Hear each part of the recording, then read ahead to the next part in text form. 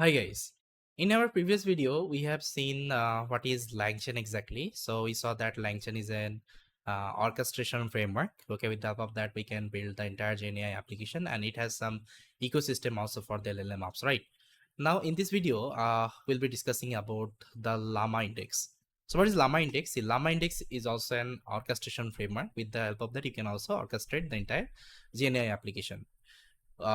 LlamaIndex, we call it as alternative of LangChain. Okay, that means whatever things you can perform with the help of LangChain, the same thing you can also perform with the help of LlamaIndex. But LlamaIndex has one major, actually, let's say functionality, which is called RAG functionality. That means if you want to create any RAG-based system, okay, you can use the LlamaIndex there. Because to implement the RAG, whatever, let's say, things you need, let's say you need vector database retriever, okay, you need document loaders, so everything's are available inside LlamaIndex, okay, as a function. But whenever we are creating the same thing with the help of LangChain, we have to write some more code. Okay, this is the let's say difference. You'll be getting. But tool wise, if you ask me which one is having more functionality, I'll tell like LangChain is having more functionality because they have recently launched their let's say second generation of LangChain, and they have the ecosystem and all, okay, which is missing actually in the LlamaIndex.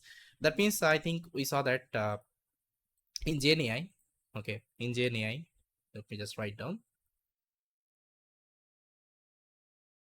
GenAI. We use something called LLM, okay, large language model.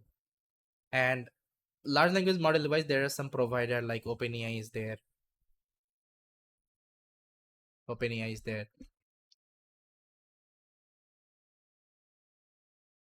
Then we have Llama is there. Okay. Then what we have, guys? We have something called Mistral. Then uh, we have something called, let's say, Falcon. Okay, and so on. So these provides actually large language model, and large language model has some limitation. What are the limitation? I think you know that the limited context window.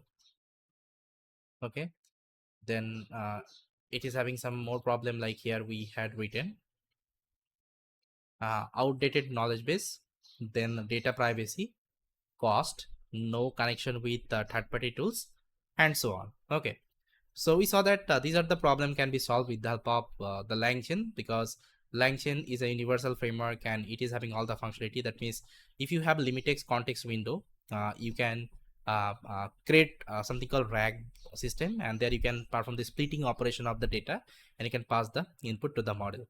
Outdated knowledge base wise, you can update with the help of RAG. That means you can connect with the let's say custom data. Even you can also create the AI agents, okay, to update your model with the latest data. Data privacy wise, you can also handle, okay, you can create some function, okay, on top of that. Cost wise, actually LLM reduce the cost, because if you are using OpenAI, let's say framework, so to use the OpenAI framework, definitely you have to spend some cost, right? So which can be reduced in the let's say LangChain, because LangChain can also connect with open source large language model. Okay, so with the help of that, you can reduce the cost. You also connect with third party tools. Let's say you want to connect with third party vector database, let's say ChromaDB, Files, Finecone. You can also connect easily. You can also connect with different data sources. It is also possible. So the same thing, it is applicable here also. Okay, that means here in this particular, let's say LlamaIndex, what you can do, you can handle the limited context window, outdated knowledge base, data privacy, cost, and you can also connect with different data sources. Okay, and GenAI app wise, I think you know that as a data input, we usually load different data file like txt, pdf, csv, excel, okay, then xls, then html, png, and so on. And action wise, we perform different operations like rag agents, api, okay, format, manipulate, transform, memory, third party tools integration, and so on. And output wise, we can get anything. Okay, so the same thing we also can consider inside LlamaIndex.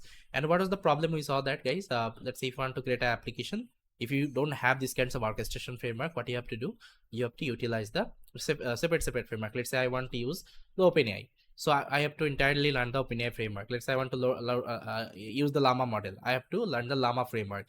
I have to load the Mistral model, I have to learn the Mistral framework. So it's a very challenging task, okay, to remember all the framework and to learn all the framework. So that's why we use some universal framework, universal orchestration framework. Okay, so the first orchestration framework we saw the LangChain. The second orchestration framework you can consider, which is nothing but LlamaIndex.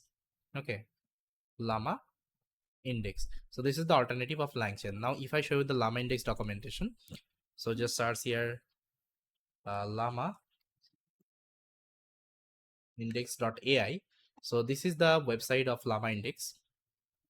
Even they have the documentation. So I think documentation is there somewhere. Even you can also search here, let's say LlamaIndex documentation. So this is the documentation of LlamaIndex.